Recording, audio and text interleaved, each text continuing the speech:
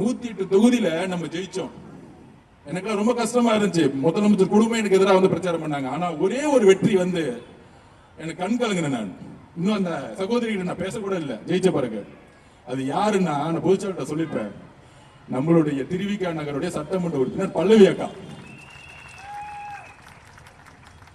தலைவர் தேர்ந்தெடுத்துட்டாரு வேட்பாளரா. நான் தான் கேட்டேன், அப்ப என்ன 8 மாசம் கர்ப்பிணியா இருக்கிறாங்க, ஒவ்வொரு தெருவா நடந்து போகணுமே, அவங்க போவாங்களாண்ணே, கொஞ்சம் கஷ்டமா இருக்கு. நான் அப்பயே சொன்னேன், அண்ணா ஏன்னா அந்த கஷ்டப்படுத்துறீங்க, ஆனா ஜெயிச்ச முடிச்ச பிறகு நம்ம வந்து தலைவர்கிட்ட சொல்லி, நீங்க தலைவர்கிட்ட சொல்லி இன்னொரு போஸ்டிங் கூட கொடுத்துடலான்னு. அதுக்கு அந்த அக்கா வந்து தலைவர்கிட்ட சொன்னாங்க, பொதுச்செயலாளர் சொன்னாங்க தலைவர்கிட்டையும், 8 மாச குழந்தை இல்ல, 9 மாச குழந்தை இல்ல, தலைவரே நீங்க எனக்கு வாய்ப்பு கொடுத்துட்டீங்க, நான் நடந்து என் குழந்தையோட போறேன், என் குழந்தை பிறக்கும் பொழுது நீங்க முதலமைச்சரா இருப்பீங்க. எவ்வளவு உணர்வு பூர்வமான இயக்கம், எவ்வளவு உணர்வு பூர்வமான இயக்கம். பெண்கள் தலைவர் மீதும் சரி கட்சி மீது எவ்வளவு உணர்வு பூர்வமாக அன்பாக நம்பிக்கையாக இருக்கக்கூடிய இயக்கம்.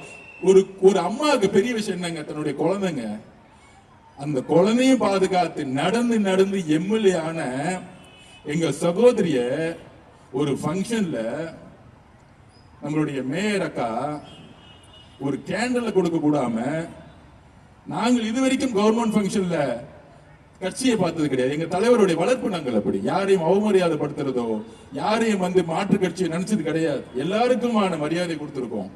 ஆனா ஒரு சாதாரண ஒரு கவர்மெண்ட் ஃபங்க்ஷன்ல புரோட்டோகால் படி சட்டமன்ற உறுப்பினர் மேயருக்கு அப்புறம் இருக்க வேண்டியது, ஒரு கேண்டல் கூட கொடுக்காம மேயருங்கிற ஒரு அகங்காரம் இருக்குல்ல, அந்த அகங்காரம் எங்க வந்துன்னா திமுகங்கிற ஒரு அகங்காரம் இருக்குல்ல, அந்த அகங்காரம் எங்க வந்துச்சுன்னா பிறப்பால் ஒருத்தர் முதலமைச்சரா உருவாக்கினாங்கல்ல திரு மு.க. ஸ்டாலின், தன்னுடைய இளவரசர் உதயநிதி கொடுக்கக்கூடிய அந்த வழிகாட்டுதல் இருக்குல்ல, அந்த துமுறு இருக்குல்ல, இன்னொரு ஆளுங்கட்சி நினைக்கக்கூடிய துமுறு இருக்குல்ல, அந்த திமுறை உடைக்கிறதுக்கு நாங்க திருப்பி திருப்பி வேலை செஞ்சுக்கிட்டே இருப்போம்.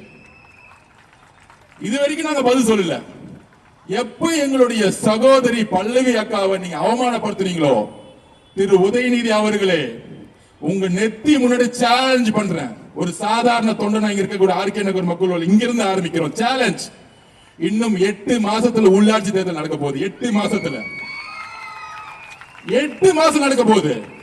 தைரியம் இருந்தா, தில் இருந்தா, 75 வருஷம் திமுகவா இருந்தா, பெரிய ஆழமா இருந்தா 25 மேயர்ல ஒரே ஒரு மேயரை ஜெயிச்சிருங்க. ஒரு மேயர், ஒரே ஒரு மேயர். இதே சென்னையில டெபாசிட் வாங்குறீங்களா இல்லையான்னு பாருங்க. எங்களுடைய தேர்தல் வேலையை நேற்றே ஆரம்பிச்சிட்டோம். எங்க அவமானப்பட்டார்களோ, எங்களுடைய பல்லவி சகோதரி எங்க அவமானப்பட்டார்களோ அந்த நொடியே நாங்கள் தேர்தல் வேலையை ஆரம்பிச்சிட்டோம். உங்களுக்கு பதில் கொடுக்கிறதுக்கு அடுத்த உள்ளாட்சி தேர்தலில் ஒரே ஒரு மேயர் ஜெயிச்சிருங்க. அப்ப நான் ஒத்துக்கிறேன், நீங்க திமுக யாரால அசைக்க முடியாதுன்னு. ஒரு மேயர். இது நேரடியா எதிர்த்து ஸ்ட்ரெயிட்டா நெத்திய பார்த்து பின்னாடி பார்த்து பேசுறது இல்ல. உதயநிதியோட முகத்துக்கு நேரா என் கையோடைய சுண்டு விரலை வச்சு காமிக்கிறேன். ஒரு மேயரை நீங்க ஜெயிச்சு காமிச்சிருங்க.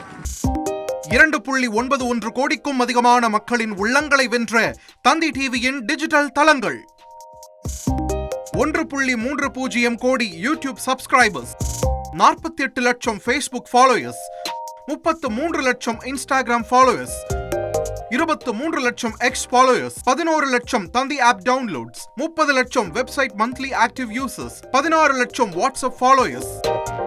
அசுரபலம் கொண்ட எங்கள் டிஜிட்டல் கரங்களில் உங்கள் விளம்பரங்களை சேர்க்க வாட்ஸ்அப் பண்ணுங்க 8939888378. Email advttanditv@dttv.in.